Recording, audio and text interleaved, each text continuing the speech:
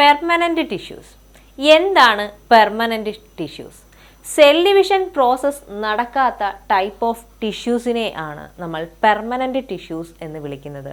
നമ്മൾ നേരത്തെ പറഞ്ഞു മെരിസ്റ്റമാറ്റിക് ടിഷ്യൂസിനെ കുറിച്ച് അല്ലേ. ഈ മെരിസ്റ്റമാറ്റിക് ടിഷ്യൂസിൽ നിന്നുമാണ് ആരുണ്ടാകുന്നത്? പെർമനന്റ് ടിഷ്യൂസ് ഡെവലപ്പ് ചെയ്യപ്പെടുന്നത്. Permanent tissues are the non dividing tissues. Division process നടക്കാത്ത, സെൽ ഡിവിഷണൽ പ്രോസസ്സ് നടക്കാത്ത ടൈപ്പ് ഓഫ് ടിഷ്യൂസിനെയാണ് നമ്മൾ പെർമനന്റ് ടിഷ്യൂസ് എന്ന് വിളിക്കുന്നത്.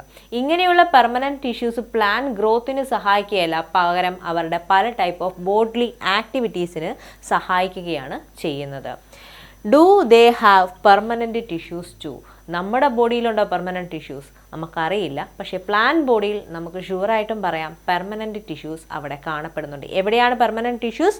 പ്ലാന്റ് ബോഡിയിലാണ് കാണപ്പെടുന്നത്. Meristematic tissues cell division process ഒക്കെ നടന്ന് അതിനുശേഷം മെച്യൂരിറ്റി അറ്റൈൻ ചെയ്ത് ഒരു കംപ്ലീറ്റ് സെല്ലായി മാറ്റപ്പെട്ടാൽ അവയെ വിളിക്കുന്ന പേരാണ് പെർമനന്റ് ടിഷ്യൂസ്. അതായത് മെരിസ്റ്റമാറ്റിക് ടിഷ്യൂസ് ആണ് പെർമനന്റ് ടിഷ്യൂസായി മാറ്റപ്പെടുന്നത്. ഇവിടെ മെരിസ്റ്റമാറ്റിക് ടിഷ്യൂസിന് വളരാനും ഡിവൈഡ് ചെയ്യാനുമുള്ള കഴിവുള്ളവയാണ്. എന്നാൽ ഈ പെർമനന്റ് ടിഷ്യൂസിന് ഡിവിഷണൽ പ്രോസസ്സ് നടത്താനുള്ള കേപ്പബിലിറ്റി ഓർ കപ്പാസിറ്റി ഇല്ല.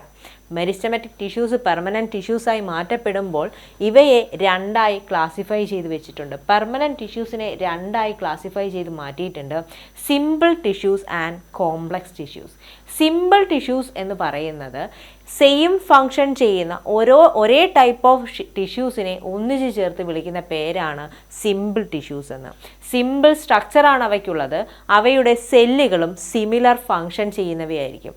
ഇങ്ങനെയുള്ള സിമ്പിൾ ടിഷ്യൂസിനെ മൂന്നായി ക്ലാസിഫൈ ചെയ്ത് നിർത്തിയിട്ടുണ്ട്. ഏതൊക്കെയാണെന്ന് നോക്കിയേ. പാരൻകൈമ, കോളൻകൈമ, സ്ക്ലീറൻകൈമ എന്നിങ്ങനെ മൂന്നായി സിമ്പിൾ ടിഷ്യൂസിനെ ക്ലാസിഫൈ ചെയ്തിട്ടുണ്ട്. ഇവയിൽ ഓരോ ടൈപ്പ് ഓഫ് ടിഷ്യൂസിനും ഓരോ ടൈപ്പ് ഓഫ് ഫങ്ഷൻസ് ഉണ്ട് പ്ലാന്റ് ബോഡിയിൽ. പാരൻകൈമാറ്റിക് സെൽസിൻ്റെ ഫങ്ഷൻസ് എന്താണ്?